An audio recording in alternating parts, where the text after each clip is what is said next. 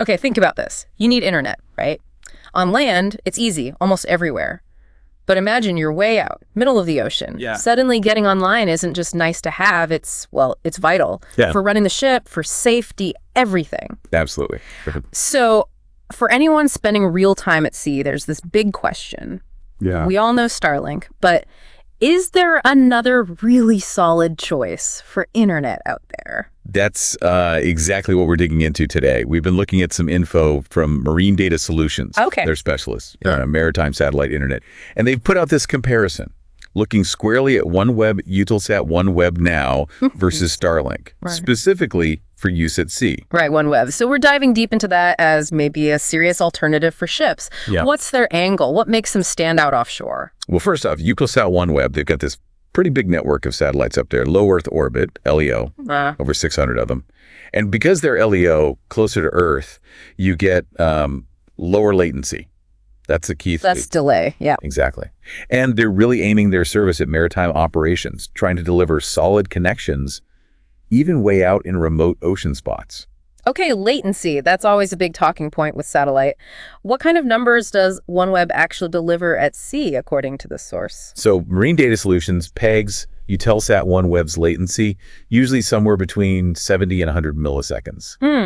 Now, for a comparison, they say Starlink is quite a bit lower, down around 25 to 50 milliseconds. Wow, okay. That's a noticeable difference. It can be, yeah. That, 45 to 75 millisecond gap. It might not sound massive, but if you're doing things like remote diagnostics on ship systems or maybe crew trying to video call home. Yeah, you'd feel that. You could definitely feel that lag. Faster response is better for that real-time data stuff. Makes total sense. What else is part of the OneWeb package for maritime users? Anything else jump out? Security is a big one they mentioned. Yeah. Strong encryption, AES 256-bit for all the data going over their network. Okay. Really important for secure comms at sea, yeah. And then there are the data plans. Marine Data Solutions talks about a really wide range of options from OneWeb. Like how wide? Like starting at 50 gigabytes a month, going all the way up to 15 terabytes. Whoa, 15 terabytes. That's huge. Yeah, so clearly set up for everything from, basic use to really heavy data needs. And interestingly, the source says the actual cost per gigabyte, the airtime pricing, it's the same for OneWeb and Starlink. Huh. Okay, so running costs might be similar. What about the gear you need on the boat, the antenna and all that? Right, the hardware. Yeah. Eutelsat OneWeb has two main options, both made by Intellian. They're a big name in marine satellite gear. Intellian, yeah, heard of them. So there's the Intellian OW10HM, that's half duplex, gets you up to about 30 megabits per second, down, 6 up. Okay. Then there's the bigger one, the OW11FM, full duplex. That can hit up to 100 megabits down and 20 up. Those speeds sound pretty decent for shipboard use. Are they built tough, for the ocean environment? Oh, absolutely. Both terminals have IP66 ratings. IP66, what does that mean practically? Basically, completely dust tight and can handle powerful water jets. So yeah, rain, sea spray, rough seas, they're designed for that harsh environment. Good.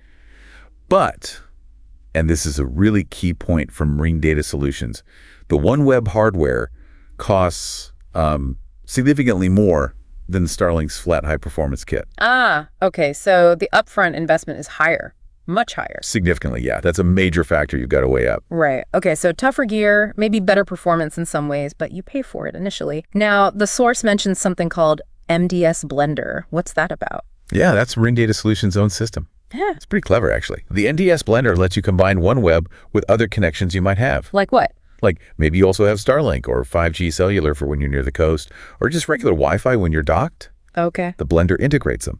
And the big win is it aims for totally seamless internet. It's supposed to automatically switch between whichever network is best at that moment. Ah, so if one signal drops or weakens, it just flips over. Exactly. Without you noticing, ideally. That sounds incredibly useful. Just constant connectivity. That's the idea. Keep things running, keep people connected no matter what. Critical for ops, passenger experience, everything. Okay, got it. So let's pull this together. If someone's trying to choose OneWeb or Starlink for their vessel, what are the main head-to-head points they should focus on? Marine Data Solutions really lays out a few key areas. First up is coverage. Now, Starlink definitely has more satellites up there overall, a bigger constellation. But Eutelsat OneWeb seems to be really prioritizing consistent coverage in like high latitude areas, Arctic Antarctic routes, and a very remote ocean regions. Okay, so maybe better for specific challenging routes. That could be a big plus depending on where you operate, yeah. What about the service plans themselves?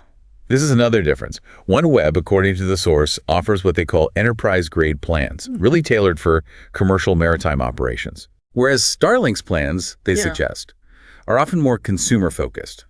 So if you need, like, guaranteed service levels, specific business features, complex data management, OneWeb might fit better. OneWeb's plans might be structured better for that, yes. Even though, as we said, the actual cost for the data usage is reportedly the same. Right. And hardware, we touched on cost, but anything else there? Well, yeah, just reinforcing that the OneWeb gear is Intellian-made, specifically engineered for marine conditions. That ruggedness factor again. Exactly. Long-term durability, reliability in that salty, shaky environment.